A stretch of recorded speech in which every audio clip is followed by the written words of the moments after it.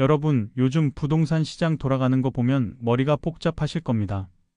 집을 사고 싶어도 대출 규제가 벽처럼 가로막고 있고, 분양권은 예전처럼 프리미엄이 붙는 게 아니라 오히려 무피, 마피가 쏟아지고 있죠. 한쪽에서는 이제 진짜 시장 끝난 거 아니냐는 말이 나오고, 다른 쪽에서는 지금이 기회다, 쭈쭈할 타이밍이다라는 이야기가 동시에 들립니다. 자, 오늘은 바로 이 627 대출 규제 이후 금융시장과 분양권 시장에서 어떤 변화가 생기고 있는지, 그리고 이게 향후 부동산 가격에 어떤 영향을 줄지 깊이 들어가 보겠습니다. 먼저 신용대출과 주택담보대출 금리 역전 현상부터 짚어보죠. 이게 말이 쉽지, 사실 굉장히 비정상적인 현상입니다.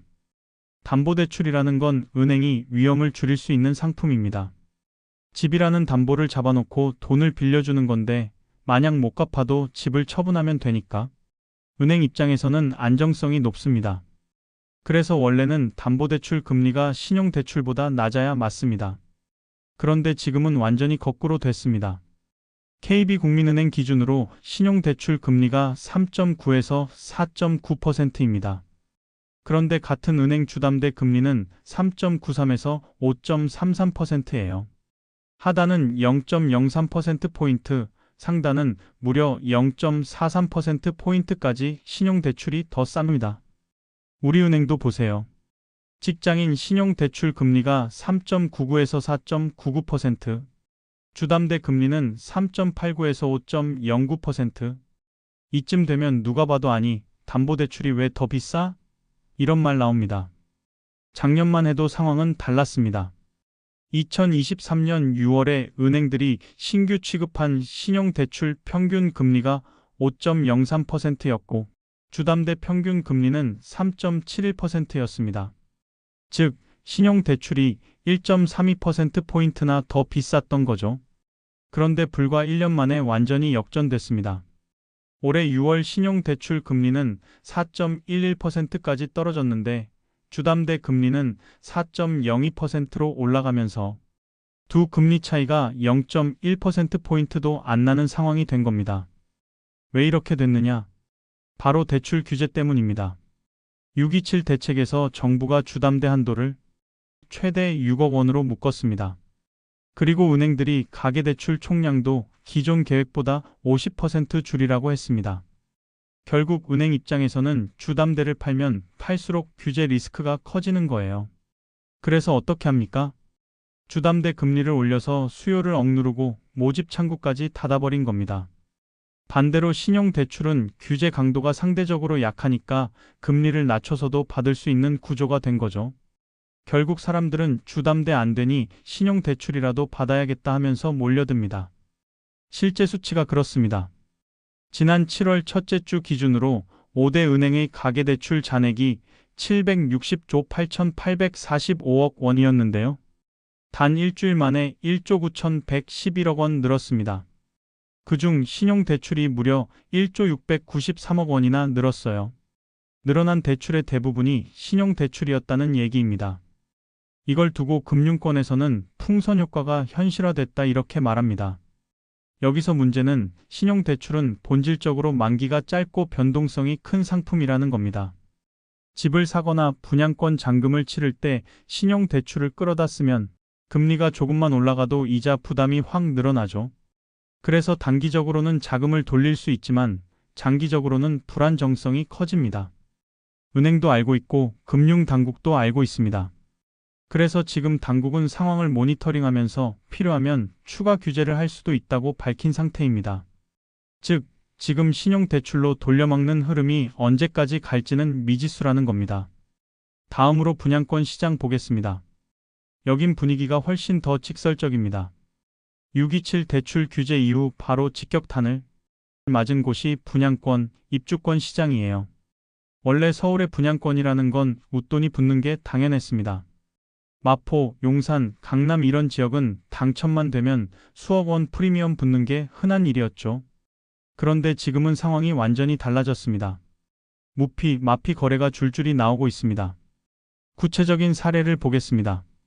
구로구 천왕역 모아엘가 트레뷰 전용 84제곱미터 분양권 분양가가 약 10억 9천만 원인데 최근 10억 2,900만 원에 거래됐습니다.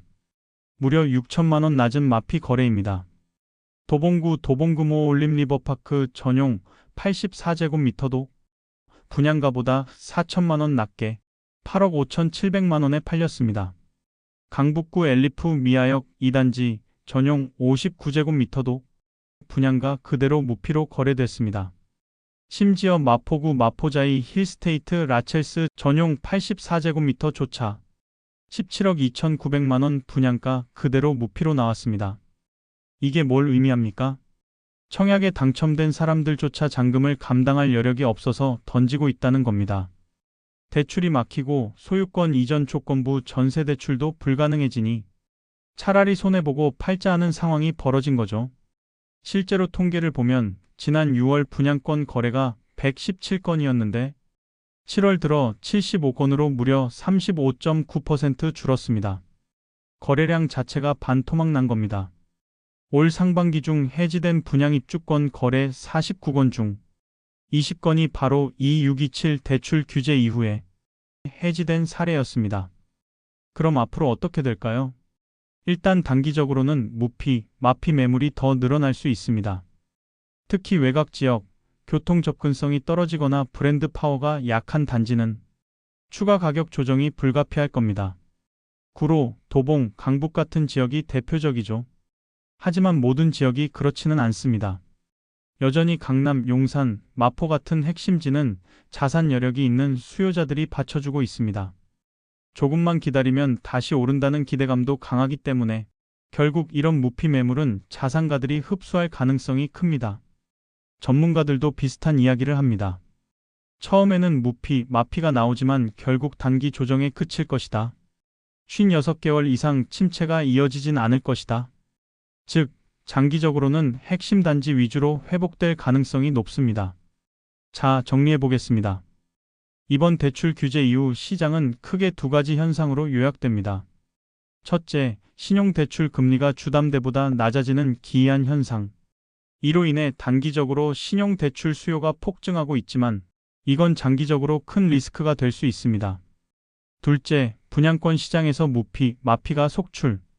자금 여력이 부족한 청약 당첨자들이 손해보고 매도하는 사례가 늘어나고 있습니다. 하지만 핵심 지역은 자산가 수요가 버티고 있어 결국 단기 조정에 그칠 가능성이 높습니다. 여러분, 부동산 시장은 늘 위기와 기회가 동시에 옵니다. 이번 대출 규제는 단기적으로는 거래를 얼어붙게 만들었지만 동시에 현금 유동성이 있는 사람들에게는 무피, 마피 매물을 잡을 수 있는 기회를 주고 있습니다. 결국 중요한 건 내 자금력과 입지 선택입니다. 돈이 있는 사람은 위기 속에서도 기회를 만들고 돈이 부족한 사람은 위기가 더 큰 위기로 다가올 수밖에 없습니다. 앞으로 몇 달 시장은 더 출렁일 겁니다. 하지만 그 속에서 누가 준비됐는지, 누가 유동성을 확보했는지, 그게 최종 승자를 가르게 될 겁니다.